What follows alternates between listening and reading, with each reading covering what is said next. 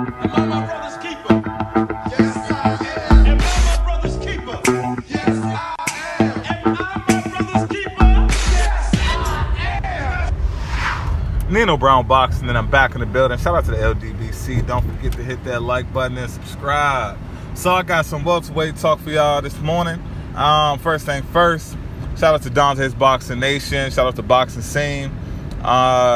Got the news that Jeff Horn has agreed to terms to fight Terence Crawford April 21st. They haven't made the fight official yet, but they said they have agreed to contractual terms. So I want to talk about the welterweight division and, what's about to happen next. Now, as everyone is predicting, even though nothing is set in stone, the Terence Crawford will defeat Jeff Horn. Now, for me, I'm more curious to see in what fashion will Terence Crawford defeat Jeff Horn. This fight is not going on in Australia, it's going on in the States. I believe it's in Vegas, if I'm not mistaken. If I'm wrong, correct me in the comments section. But I believe it's going to be a good fight. I think this fight is going to prepare Terence Crawford for any upcoming welterweight championship fight. So if that's against Keith Thurman, Sean Porter, Errol Spence, Danny Garcia, whoever it may be, I think Jeff Horn would be a good first fight at welterweight. And it's just going to be an exciting fight. Jeff Horn's the type, he's going to come forward. I don't see Jeff Horn getting on any type of bicycle trying to outbox Crawford, because that would be a mistake. That would be Jeff Horn's biggest mistake if he ever attempted to try to outbox Crawford. So I see Jeff Horn's definitely going to press the action. I seem like he's going to use his size to his advantage, and he's going to try to slug it out with Crawford. Now, the good thing about Crawford is we all know he has the ability to box. He can outbox pretty much anyone. But Crawford is that type of guy. He's that type of special fighter that has a high amount of dog in him. And if Jeff Horn decides to press the action, there will definitely be moments in the fight where Terence Crawford comes back pushing just as hard as Jeff Horn, if not harder. So that's just going to be one of those. This is going to be one of those times where iron is sharpening iron.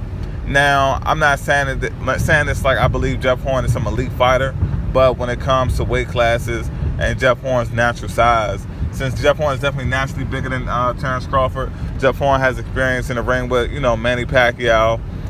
He comes to fight. Jeff Horn, he's no pushover, so I definitely got to give him respect when it comes to that.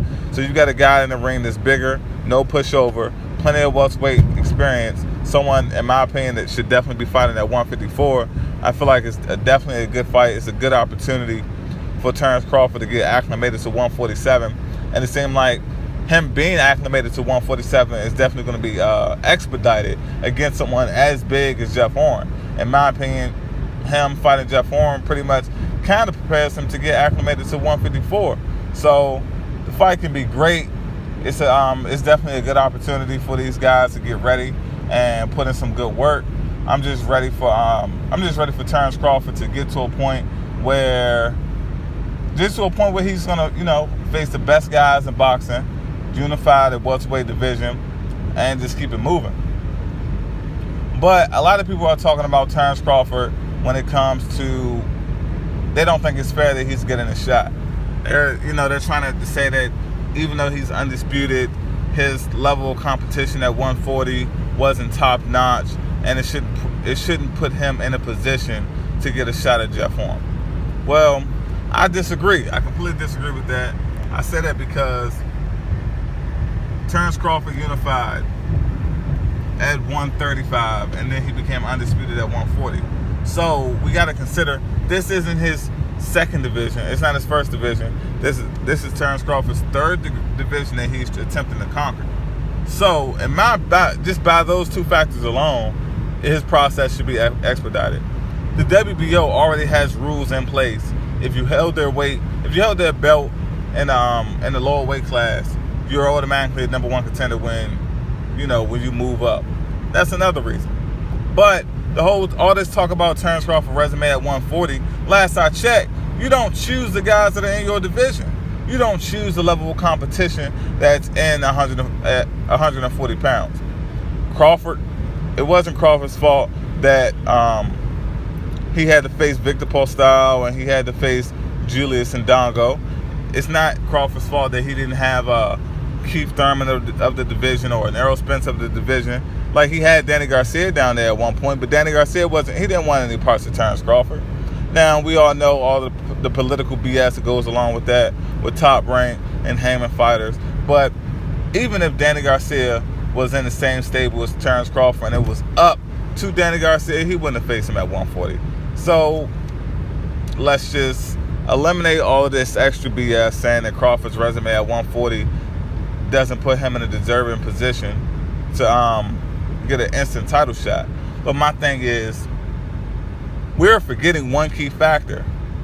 The WBO champion is Jeff Horn. We're acting like Jeff Horn is some legendary fighter that's been out here destroying guys from years and years and years, and he's, a first ballot Hall of Famer boxer. It's not like that. Like, this is Jeff Horn.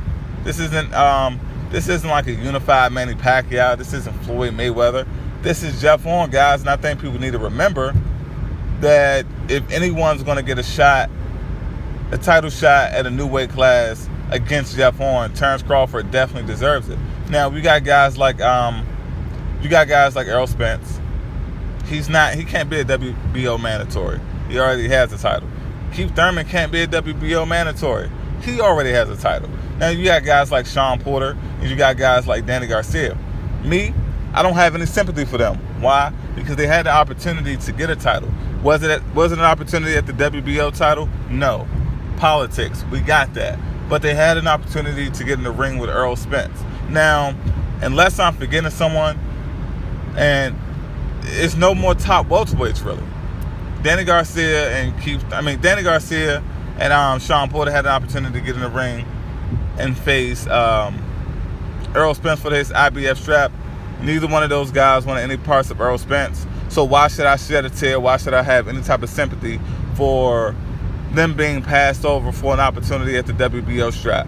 They had an in-house fight where Errol Spence that they passed up on. So it's no complaining. So we're going to go down the list. Keith Thurman is injured. Okay, that's eliminated. Errol Spence, he has the IBF strap, so he's not going to be a mandatory. You have Danny Garcia and Sean Porter. They had opportunities to get a title shot. They didn't want any parts of Errol Spence, so why should we have any sympathy that they're not getting any parts of Jeff Horn? So forget those two guys. Then you have Manny Pacquiao. Now, he wanted a rematch. If anyone was to get a fight with Jeff Horn over Terence Crawford, it should have been Manny Pacquiao. Outside of that, I really can't think of anyone that I'm forgetting that's a top-notch welterweight that people would consider someone that's extremely deserving of a title shot. So let's forget all the extra BS like he's jumping the line.